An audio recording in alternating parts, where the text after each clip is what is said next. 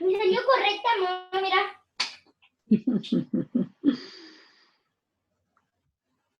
Bueno, a ver si estamos volviendo, ¿sí? Las veo nuevamente. Bueno, entonces, un poco retomando esto, eh, volviendo a esta cuestión, indudablemente cuando hablamos de esto, que trajimos a través de estos ejemplos, de las experiencias personales, de un hermano, de un hijo, de alguien que conocemos, de algo que nos contaron, de algo que pasó en la escuela cuando yo estaba y todo lo demás, hay algo de eso que tenemos que empezar a nombrar en términos de lo singular. ¿Todos aprendemos? Sí. ¿Aprendemos siempre? Sí. ¿Por qué? Porque está en la naturaleza de los seres humanos. Ahora, lo que tenemos que pensar que cada ser humano, aunque comparte la naturaleza, es singular. Hay algo de esa naturaleza que no lo comparte. ¿Vamos con esta idea? ¿Sí? Muy bien. Sí. Ahí un poco pusimos en juego, en ese segunda tarea, empezar a ver qué pasa con esto que nosotros miramos en términos y en líneas de evolución. ¿Cómo es que se dio esto? ¿De qué manera poder pensar en estas cosas es trabajar desde la complejidad que tenemos como seres humanos? Bueno, para eso la necesitamos a la psicología, que define al ser humano como un ser vivo, es decir, condición corpórea, es biológico, tiene vida. Dice, es bio, sí, pero también es psico, es decir, además de que le veo este cuerpo de vida, le veo algo que no se ve, que es una estructura interna que tiene el sujeto, que se va a llamar psiquismo. Dice es bio, es psico, es socio, porque está en sociedad con otros, tiene la sociabilidad cultural. Es decir, que se trata de un ser complejo. Y desafía a que ese ser complejo sea capaz de estudiarse a sí mismo.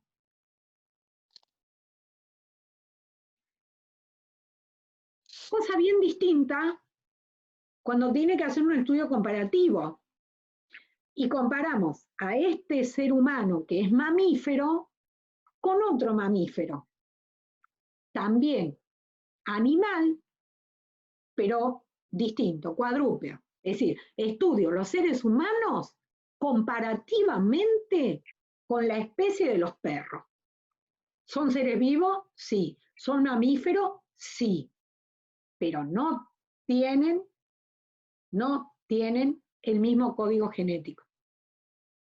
Juan del Val, ahí estoy con del Val. Dice, en lo genético yo reconozco la especie. Sí. Y en la especie de los seres humanos, de los humanos, encuentro la evolución. No es lo mismo el ser humano que habitó la época de las cavernas que el posmoderno digital que tenemos hoy. ¿Vieron esto de lo que pasa en términos de evolución, ¿no? Mientras que si estudio un perro en las cavernas y un perro hoy, es perro. Repite el ciclo vital, ¿sí? Nace, crece, se desarrolla, se reproduce y muere. Y lo hacen siempre de la misma manera. El perro no puede hacer su cucha. El ser humano construye casas, cavernas, cuchas, cuevas, edificios, modifica la naturaleza. el perro vive en ella. ¿Se comprende? Sí.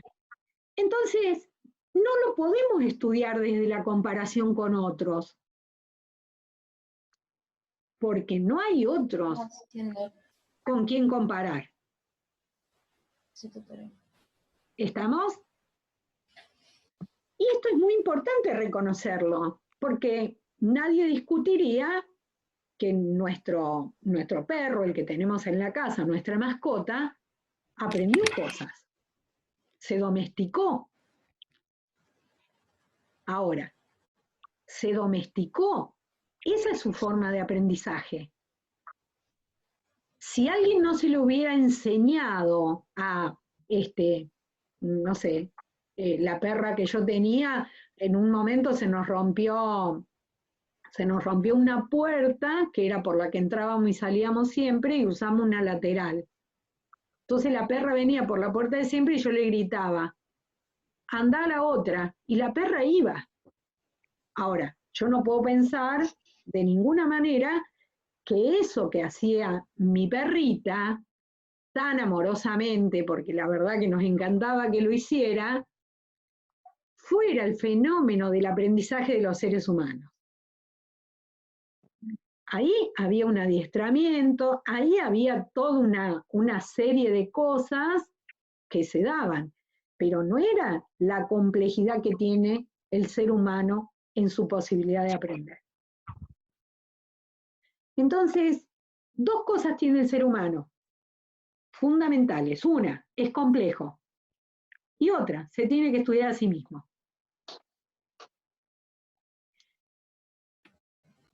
Y esto hizo, este segundo aspecto que se tiene que estudiar a sí mismo, hizo que se discutiera durante muchísimo tiempo si la psicología podía ser o no una ciencia. Porque, ¿qué le podía pasar? Que no iba a tener objetividad. Porque ¿cómo podía ser objetivo alguien que se estudia a sí mismo? Claro. Cuando en el contexto de ciencia de la modernidad, la ciencia tenía un objeto, tenía un método y tenía criterios de verdad irrefutables. Mientras que acá, si era subjetivo, era totalmente refutable. ¿Mm?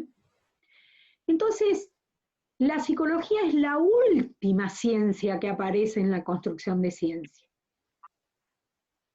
La primera que apareció fue la sociología, porque claro, era fácil estudiar la relación con nosotros y el contexto de interacción social. La última fue la indagación de quien estudiaba el mundo. Esto es muy necesario de ser pensado, porque cuando a un sujeto le preguntamos, a un niño, a una niña le preguntamos, ¿y vos qué sentís? Eso es una verdad, porque le pertenece, lo siente, lo piensa, es de él, es de ella. Y esto puso en discusión el campo de la ciencia a la psicología. Le decía, eso no puede ser verdad, porque las verdades son leyes, son regularidades, y acá, en cada uno hay algo distinto.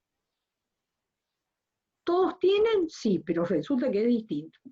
Algunos tienen amor, otros tienen odio, y sin embargo son emociones. Entonces, la psicología tuvo su gran problema para llegar a convertirse en ciencia. Se la consideraba una disciplina. Y como disciplina era de menor valor. Era descalificada en términos de valor y de conocimiento, por supuesto. Así que para poder transitar todo esto que es la psicología educacional, vamos a dar una vueltita para comprender cómo aparece la psicología, cómo la psicología demuestra y testimonia que puede ser ciencia, y cómo su método para la psicología va a ser introspección. Acá hay mucha información puesta en juego, ¿verdad? Pero se las tengo que presentar de esta manera porque tiene que ver con la pregunta que les hice hace un rato. ¿Qué les parece? ¿Con qué se encontraron ustedes al tener que hacer los trabajos de psicología con el contenido de psicología? Algunas cosas me encontré en el foro, otras con algunas cuestiones que me acercaban más personalmente, como decir, me está costando leer los textos, esto es complejo, este vocabulario no me es totalmente cercano. Y bueno, vamos a tener que trabajar bastante con todo esto para poder comprender y estudiar esta cuestión, ¿sí? Porque de lo que se trata es que hemos elegido una tarea en donde vamos a enseñar algo que se aprende en la escuela. ¿Mm? Y lo tiene que aprender otro. Yo ya lo aprendí, yo ya lo sé, ahora lo tiene que aprender el otro. De lo cual no vale como yo lo aprendí, porque yo lo aprendí así, porque es lo mío. El otro lo va a aprender, pero no como yo lo aprendí. Y esto merece un tratamiento muy adecuado en términos de conocimiento. ¿Sí? Entonces, esta cuestión, la complejidad del ser humano y el campo de ciencia que lo estudia, tuvieron que crear métodos, armar toda la cuestión metodológica que pudiera precisamente construir el conocimiento de eso que llamamos lo humano. ¿Mm? Esto que ustedes fueron contestando, bueno, es capaz de abstraer, es capaz de construir universo simbólico, es capaz de habitar universo simbólico, es capaz de transformar universo simbólico. Y esto llevó años de evolución. Y por supuesto, aunque sepamos todo lo que hoy está escrito en psicología, no alcanzaría para explicar lo que tenemos de fenómeno. Entonces decimos que el conocimiento, como todo conocimiento, es limitado. Es lo que se conoce, pero no quiere decir que eso sea todo lo que se podría llegar a conocer.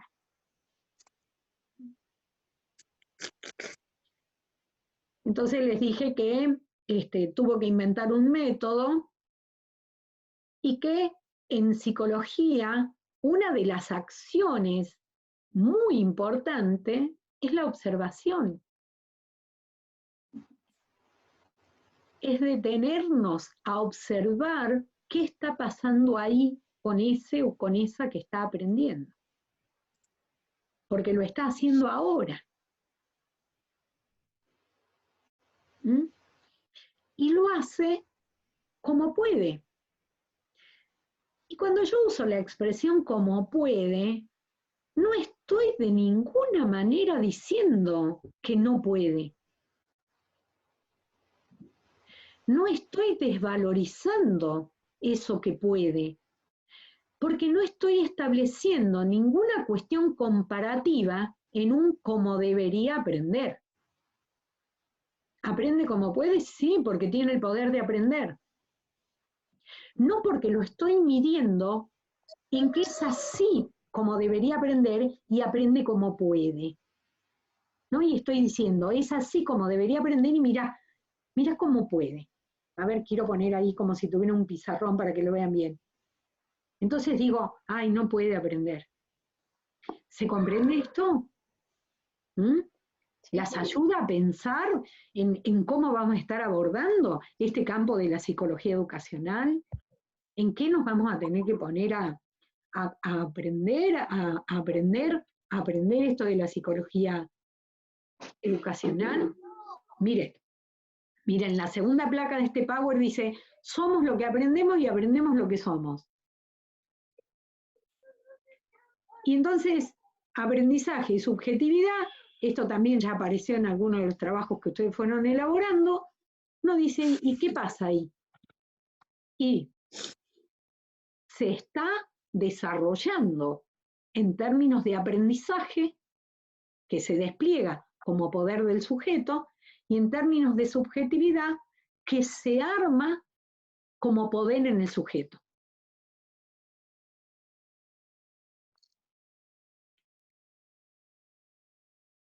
Bueno, me parecería que poco estas son las cuestiones que se fueron abriendo en las clases que tuvimos hasta ahora. Y que las vamos a ir acompañando en formatos como los que hicimos hoy. Por eso un poco lo que les dije, bueno, esto, vamos a leer y vamos a leer anticipadamente para poder después poner en interacción las comprensiones que hacemos con lo que leemos y lo que necesitamos poner en tensión para comprender. ¿Sí? ¿Somos los especialistas de enseñar? Claro que sí. Entonces, eso hace que tengamos que especialmente trabajar con eso que es la enseñanza, porque lo que produce ahí es una acción de subjetividad.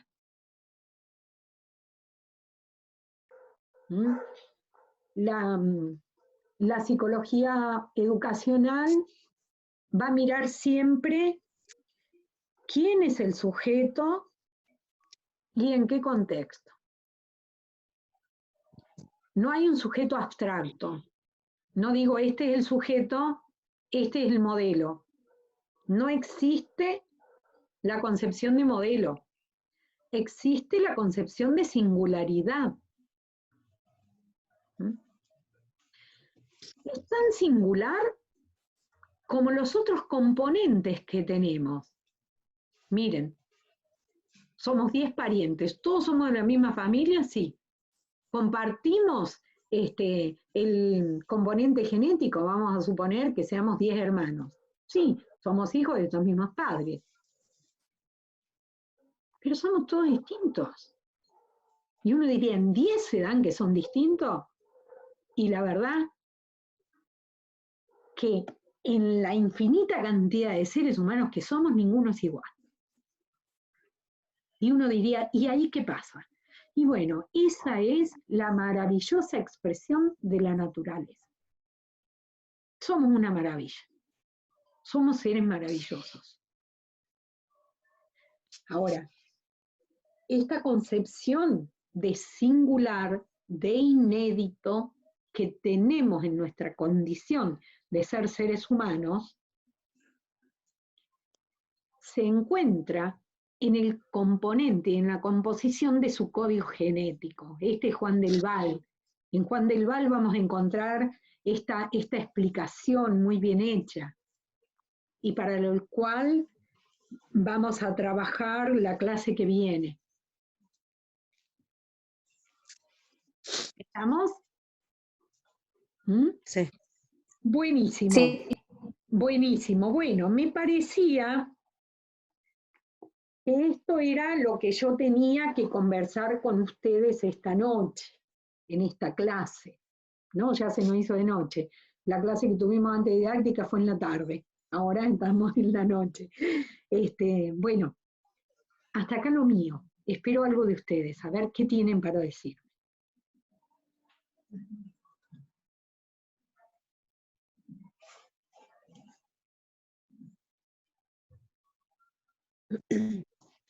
Profe, la próxima clase entonces vamos a retomar lo del texto de Juan del Val.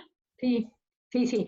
Me voy a poner ahí, digamos, en todas las clases, como, viste esto como un ir y volver todo el tiempo. Porque no podemos fragmentar esto acá, esto acá, esto acá, porque estamos en la complejidad, en comprender esto que es la complejidad. Pero la próxima clase me voy a detener en esto, en comprender la naturaleza de los seres humanos que nos hace ser seres humanos. Bien. ¿Mm? Porque venimos preguntándonos qué es ser humano, cómo se hace humano, todo lo demás. Pero ahora vamos a ahondar un poquito en la naturaleza del ser humano, acompañando un poco todas las explicaciones que ustedes ya fueron encontrando. ¿Sí? A ver, ¿qué les pareció de esto que estuvieron tan atentamente registrando, escuchando y todo lo demás?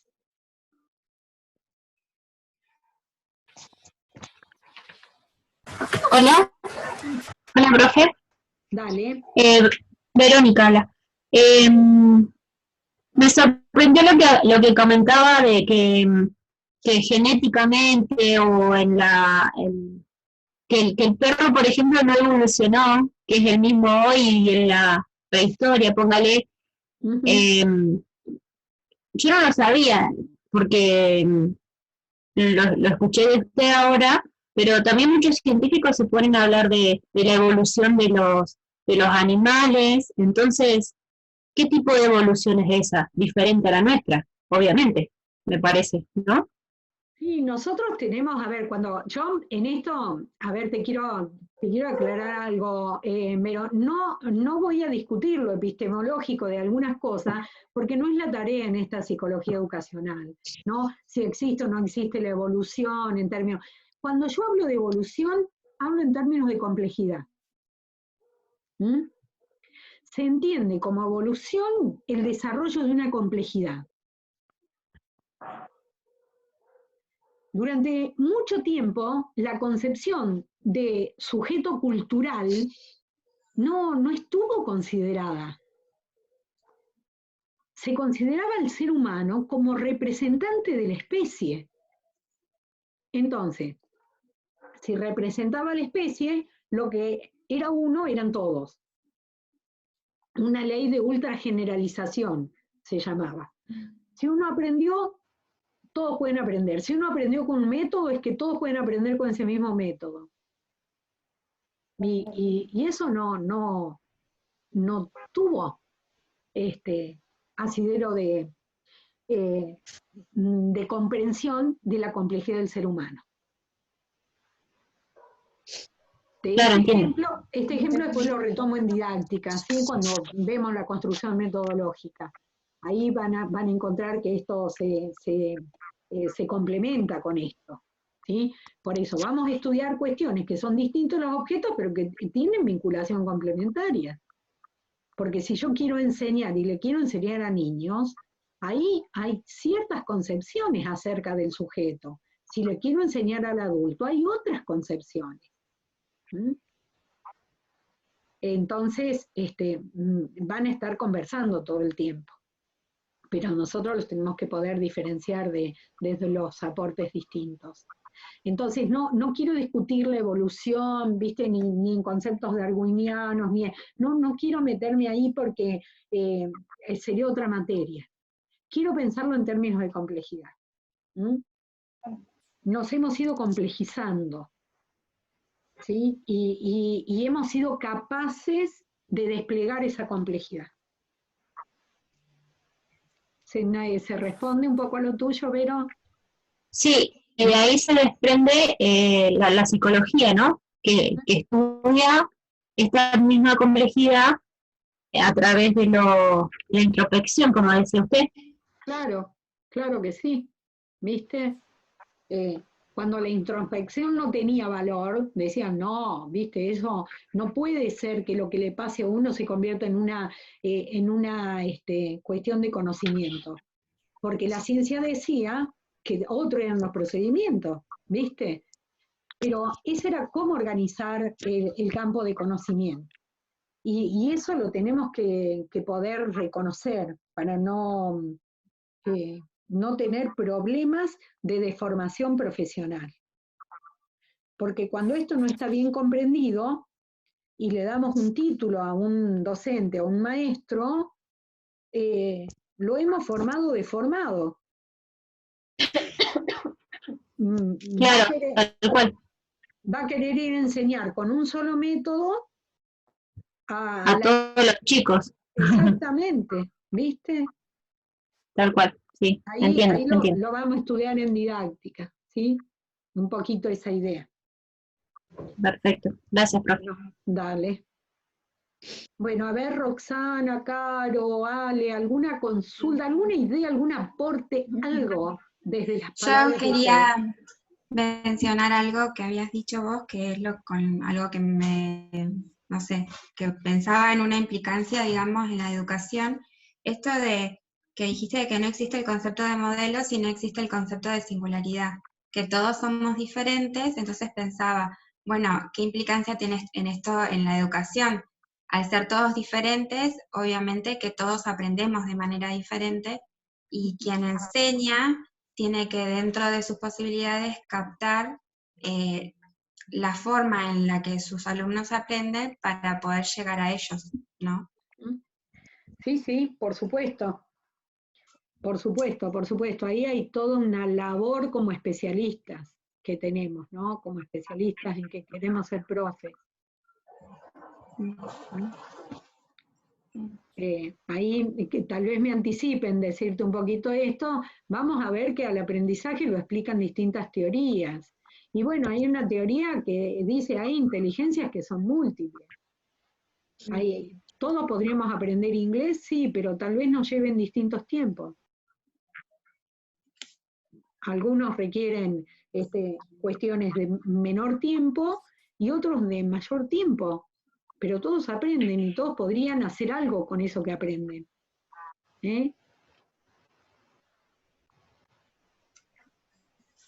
A ver, Roxana, alguna... Uy, perdón, ¿quién había empezado? Porque no las tengo a todas acá para ver. No, Verónica otra vez. Bueno, Discúlpame. no, Tengo como una pregunta. La escuela como la conocemos hoy en día, ¿está pensada para educar de manera sistemática? Sí, yo sé que es sistemática, pero como que estamos pidiendo de todos los que ingresan a la escuela, estamos pidiendo lo mismo sin tomar en cuenta esas capacidades diferentes que tienen cada uno. ¿Se podría pensar otra escuela y que no sea obligatorio? Por ejemplo, hasta la secundaria es obligatorio, ¿no?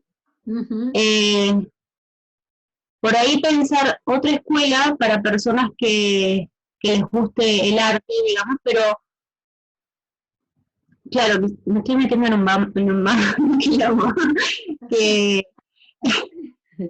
como que está bien que sea así la escuela, que hasta la secundaria sea obligatorio y todos sepan lo mismo, o... Mira, ese planteo es muy, muy interesante. Como construcción histórica te digo que hoy sería muy difícil pensar sin que tengamos, acompañemos y tengamos un ser humano en contexto educativo formal tanto tiempo. No se lo piensa, es más, se piensa que a medida que vamos trabajando, somos profe, trabajamos y tenemos un pie en el trabajo y un pie en la formación. ¿Se comprende esto? No podría ser que algo se haga sin estar revisando lo que se hace, por decirlo ampliamente, ¿no? Entonces diría que los jóvenes tienen que estar en la escuela, yo doy mi posición. Sí, tienen que estar en la escuela, porque están en una etapa en donde es necesario que ahí hagan algo con ellos mismos. Y ahí habría un concepto de desarrollo. ¿Sí? Y esa sería una posición. Y además, hace falta que estén ahí, porque ahí lo que hacemos con ellos es algo valioso. Y ahí está la otra posición. Me voy a quedar sin tiempo y me parece que por acá vamos a ir cerrando la cosa, ¿sí? Entonces, sí, te digo que sí, hace falta que estén ahí por los tiempos que tenemos y por quienes son los sujetos hoy de la educación. Ahora, ¿qué hacemos con ellos cuando están ahí? Y esa es una gran discusión. Porque ahí es donde tenemos que tener una gran cuestión del conocimiento pedagógico, didáctico, y donde la psicología educacional tiene que estar trabajando mucho. Mucho, mucho, mucho. De hecho, que tenemos un problema que cuando algo pasa con un niño o una niña en la escuela, se piensa que quien tiene que intervenir es el psicólogo educacional. Y cuando llega el psicólogo educacional le dice, no, esto es un problema pedagógico, no es psicopedagógico. No es un trabajo de un especialista en lo particular, es un trabajo que se hace en relación a lo que hacemos con el conocimiento. Cómo lo transmitimos, cómo se pone a disposición, de dónde se lo selecciona, de dónde. Entonces, viene el psicólogo y el psicólogo dice, lo llevan al chico al psicólogo, porque el maestro le dice, tienen que llevarlo al psicólogo. Bueno, va a la familia, o sea, y el psicólogo dice, miren, no, la verdad que acá hace falta que conversemos más actores. Porque no se trata de sacar un sujeto de los contextos de existencia, sino se trata de pensar los contextos de existencia con los sujetos.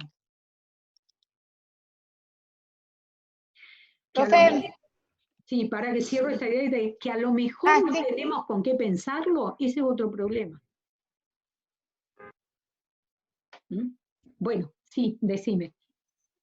Le quería sumar así a modo comentario lo que decía la compañera por ahí del tema de la secundaria. En el CEPEM 18, por ejemplo, tiene la materia del taller psicoeducacional. Mi hijo empezó ahora en esa escuela y cuando vi lo que les dan realmente es algo que estaría bueno implementar en otras escuelas. Los llevan justamente a reflexionar sobre ellos mismos, cuáles creen que son sus fortalezas, sus debilidades, qué quieren hacer ellos de sus vidas, que por ahí en la adolescencia eso está bueno. Sí, en general sí, en las escuelas no está, y me parece que fuera del ESI del que hablan, también esto de un taller que los haga pensar a los chicos sobre qué quieren en su futuro, y eso está muy bueno, llevarlos a la reflexión. Muy bien, muy bien. Mirá ahí cómo aparece el concepto de desarrollo humano, esto que vos estás trayendo y que lo vamos a ir conversando. Bueno, gente linda, nos vamos a quedar sin tiempo, ¿saben? Me encantó ofrecer esta clase. ¿Vieron la pregunta esa? ¿Qué clase de dar es dar clase? Bueno, esta fue una forma de dar. Espero que... La verdad que es muy distinto que solo leer textos. Y bueno, un poco y un poco, ¿viste? En esto la complejidad dice todo esto, pero sí. La interacción es necesaria, es sumamente necesaria. Si no, no harían falta los profesores. Y la verdad que nosotros decimos que hacen falta. No pueden faltar los profesores, las profesoras. Somos absolutamente necesarios. ¿Sí? Bueno, nos vemos el viernes que viene. Ustedes, si están en grupo de WhatsApp, haría falta que más compañeras y compañeros estén acá. Yo voy a hacer algunas acciones también de plataforma, porque las clases van a ir tomando estas formas, en la medida de lo posible, por supuesto. ¿Sí? Bueno, gente linda, les quedan las clases de mañana a ustedes, entonces que venga pronto el fin de semana.